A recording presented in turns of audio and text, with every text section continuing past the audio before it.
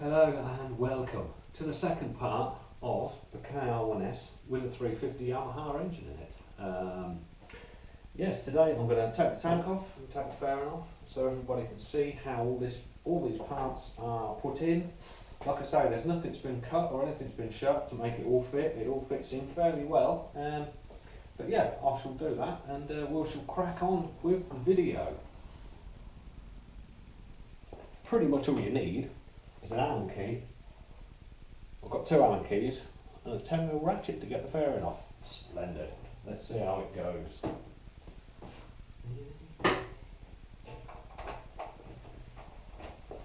Standing in your way doesn't seem like a wee butt, do you?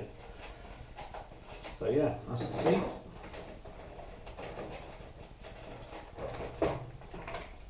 Should pop that down there. So that releases the tank nut. We should undo the tank.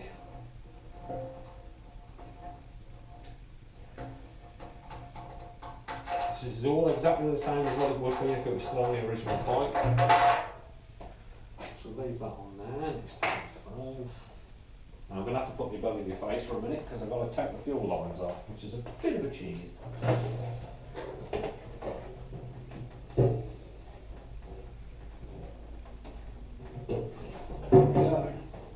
There we have it.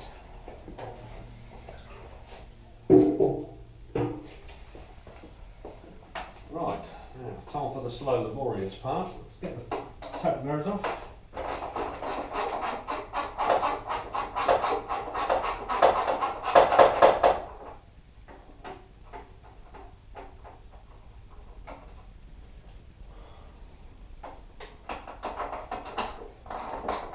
While I'm doing this, as you already know, this is the second part to our new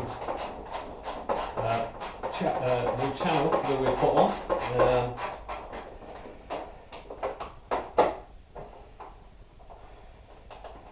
Just got to do this before I drop your nuts and bolts on the floor. Pull your mirror off. This is the new channel, and hopefully we're trying to get it a bit better. Sorry about that again. We're trying to get it a bit better to make your life. At the end of the day, they are what they are, you know, and I think a 350 power valve engine is pretty much nowadays anything sort of Yamaha, TZR 250, TDR 250, the Yamahas, all the LC range, 125s, even 80s, LC 125s, 80ccs, 250s, 350s, and most of them nowadays.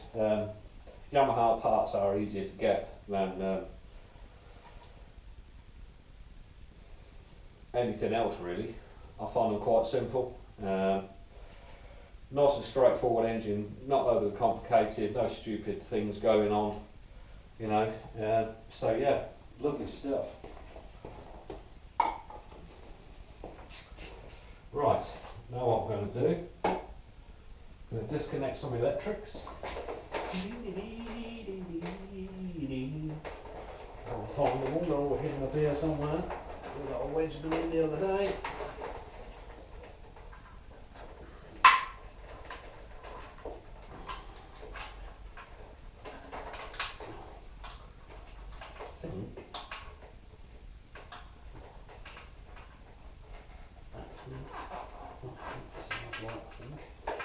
That's my onions there. Right, it's a bit of a fiddle trying to get the headlamp. Trying to get the headlamp bulb off with its situ. It's a bit of a pain in the. It's a bit of a pain. Like I said, it's all standard. Nothing's been changed. Right. So, use the Allen keys. Let the fairing drop slightly. It is on pins at the front anyway that fit in the fairing. I'll show you those in a bit. If I remember right, that's a different Allen key. Like I say, I do use this bike, so I'm not too worried about bits all over the place. So it should realistically sit there until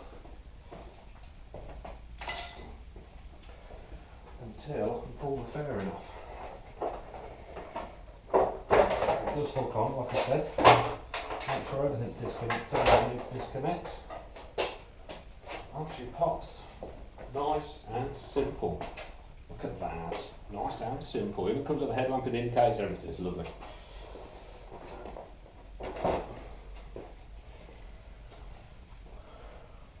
Right.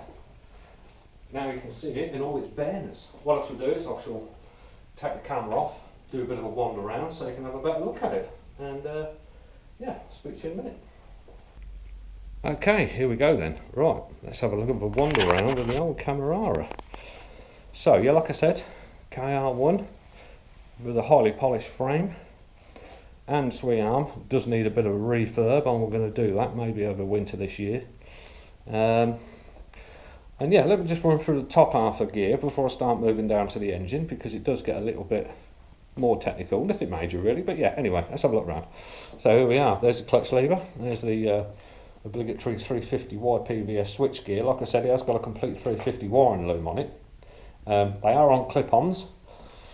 The ignition barrel is a 350 ypvs barrel. The speedo is a kr1s, but with a 350 ypvs rev counter in it, and temp gauge and switch gear and light gear, sorry, down there, indicators, whatever they're called. What's it called? I can't remember the word. Anyway, so yeah, I'm not bothered. Let's move on. And front brake, like I said, switch gear again, 350 ypvs on another clip-on, using a massive master cylinder, which I'm going to change this year anyway, I hope. But yeah, so that's that. We'll have a quick look in the top of the engine here. As you can see, there are said 350 ypvs barrels, carburation there. It's running power jet carbs, like I said in the first video, but open filters, so it's jetted to the filters and the expansion chambers. Standard rear shock, nothing major there. Usual place for the battery, usual place for the water tray, water catch bottle, and the 2-stroke oil tank there, which I'll run because I run an oil pump. But yeah, anyway, okay, let's start at the back. And right, here we go. There's the obligatory 18-inch wheel that you can't get any tyres for. It has got a Avon tyre on it at the moment, so it's just completely the wrong size. It's a 130/70/18 where it should be a 140/60/18, but it needed an MOT in, so I had to do something. But there's the polished swing arm, which is all standard. JL race pipes are dented up. It had a bit of a life since I got rid of it and bought it back. But yeah, that's JL pipes into Swarbrick cans. There's the kickstart. Here we are. 350 engine. Sits in there, like I say, this is the cradle that it sits in. It goes across there, up to the back of the headstock, which I don't think you're going to be able to see where that Allen key bolt is there. And then there's a bar at the bottom that goes right across the front, which clamps in there and on the other side. Spring mounted pipes, because they're race pipes. I do run a full servo. I do normally have it covered up, but I've got a bit of an oil leak, so I'm going to leave that for a while. I'm going to have to sort that out, but nothing major. It had extensions put onto the fairing panels to fit, but that's nothing, you know, absolutely nothing to get them done. So yeah, that's good. Teased out 250 radiator. Looking a bit old and a bit peachy, but works well. It's never cooked up on me. It does get warm. I do run it without a thermostat, so she does get a bit hot when she's sat in traffic, but I tend to keep moving anyway. I'm not a traffic sitter on this, so complete standard front end, running a Dunlop on there at the minute. Complete standard brakes. Slightly modified top fairing, I think. I'm not sure, but I think that's all done to fit everything. But yeah, we go. There's that. And there you go, you can see the obligatory, let's move that out of the way a bit, the obligatory ypvs badging on the barrels. Like I said, this is a 31K 350 ypvs engine. I have to run it without the cover on for if I put the fairing bottoms on, which sadly are broken. But yeah, I have to run it with the cover off with a belly pan on, because it's too fat, it pushes the belly pan out to one side. It's not a massive thing either, it doesn't bother me. You can't see it when it's in there. There's the kickstart, and like I say, There's the other expansion. Running 25mm internal diameter stingers, which I done last year to make them up. I had to roll them up because I couldn't find anything that had 25mm internal diameter tube, so that was thick enough. But yeah, standard rear wheel, standard brakes, still running rubber lines. It's got funky footrests on it, not really bothered. I don't really care about things like that. But there's the subframe again, which I say bolts there and up to the top there. And in the back there, this is a standard mount, which hasn't been cut off or modified in any way. It's probably got a washer in it somewhere just to space it slightly, but that's it really. All in all, that is the KR. I think the next video I shall be doing is, I shall probably take it for a ride so you can actually see how it performs, which should be good fun really, because I do enjoy riding this bike and it is a proper whip. This is violent in second gear, second gear, it can be proper violent. So yeah, cool, thank you very much for watching. Hope to see you soon. Please subscribe to us because we are a new start, so it would be nice to actually get things going. I shall speak to you later. Thank you very much.